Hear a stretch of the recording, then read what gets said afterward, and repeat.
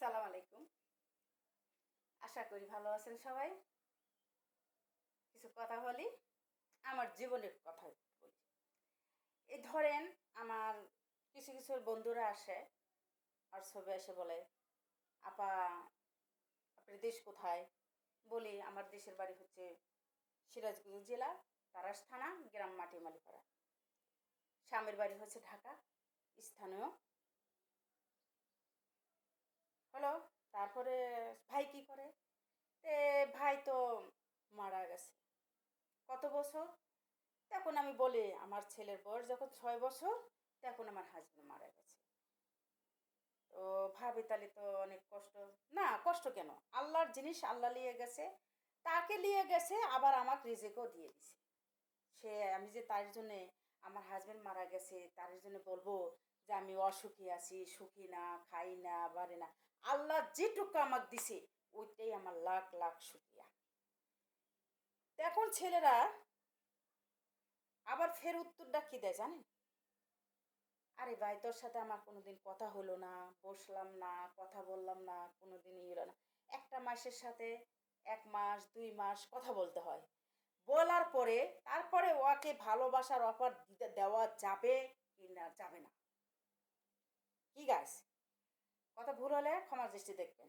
আমার কথা হলো যে আমার যদি তোমাকে ভালো লাগে, আগে আমি 2 মাস 1 মাস দেখবো তার সাথে তোমার কেমন কথা, তোমার সাথে আমার কথা মেলে না মেলে না, তুমি কতটুকু ভালো কতটুকু খারাপ, আমি কতটুকু ভালো তুমি দেখবা, আমাকে যাচাই করবে, তারপরে গিয়ে তুমি একটা ভালোবাসার অফার দিবা। ঠিক না?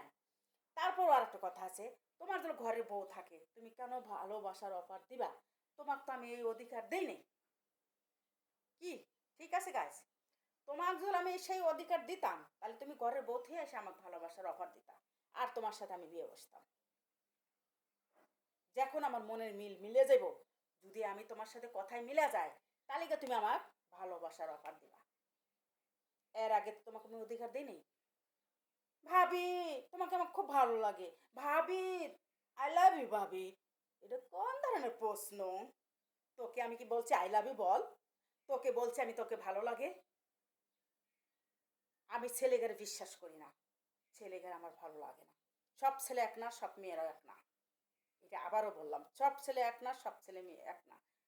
যদি আপনার ঘরে বউ থাকে, আপনি কখনো বউ থেকে ভালোবাসার অফার দিবেন না কাকু। তাকে বলে কি জানন? সে কোন মায়ের ঘরের সন্তান না। কারণ সে একটা নারী, আর একটা নারীর যে ভালোবাসতেন সেও একটা নারী। দুটা নারীর জীবন নষ্ট ছিনিবেন এখানে, আর অধিকার আপনার কেউ দেয় না। আর ভালোবাসতে গেলে পরে তাকে আগে দেখবেন, শুনবেন, আর সেও দেখবো, আপনি শুনবো, তারপরে ভালোবাসার অফার দিবেন। খবরদার ছেলের ভাইয়েরা, মেয়েদের জীবনটা ছিনিবিনি করবেন না। মেয়েরা খেলার পুতুল না আপনার কাছে, যাহা বলবেন তাই। আর আপনাকে দেখলি কি, মেয়েগার দেখলি কি উতলায় যায়? করার পরে তারপরে কি, আমি তোমাকে ভালোবাসি, তুমি আমার সামনে আই লাভ ইউ, আমার সামনে কাপড় পরো, আমার সামনে তা করো। এটা কোন ধরনের প্রশ্ন আর কোন ধরনের ব্যবহার? এরকম কথা হইলো ভাইরা? যদি আফার কথা যদি খারাপ লাগে আমার দৃষ্টি দেখবেন, কিন্তু কথা কিন্তু সত্য। এটা কখনো আপনারা মেয়ে গেলে ছিনিমিনি খেলবেন না। সে অধিকার কেউ দেয় নাই, কেউ না। আর ঘরের বউ থেকে তো কখনো অন্য মেয়ে তুলে ছিনিবিনি করবেন না, সাধারণ কারণ সেও এক নারী, আমি এক নারী। হ্যাঁ, এর মধ্যে কত নারীরাও বিভাগ আছে, ছেলেরাও বিভাগ আছে। ওই যে বললাম না, সব নারীর এক না, সব পুরুষ এক না। নারীদের মতো আছে বউ থাকলেও ঝুলে পড়ে, কিন্তু সে সংসার করতে না, কিন্তু সে কিন্তু আপনার সংসারে জ্বালাইয়া পোড়াইয়া ছাই করতে আসতেছে। একে মানে নিয়ে আর আপনিও কোনদিন সুখী হবেন না। ঠিক আছে গাছ? এই কথা যদি ভুল হয়ে থাকে আমার দৃষ্টি দেখবেন। কথাটা কওয়ার অর্থ কি, যে মেয়ে মাসের কণ্ঠফলে কি হয় ছেলেরা, সেইটা বললাম তুলা। আর যদি শোনে যে বিধবা, আর যদি শোনে যে তার স্বামী ছেড়ে দিছে, তাহলে তো ছেলেরা পাইয়ে গেছে খেলা। একের উঠটা পুটটা লাগে। সঠিক ভালা কেউ পারবো না।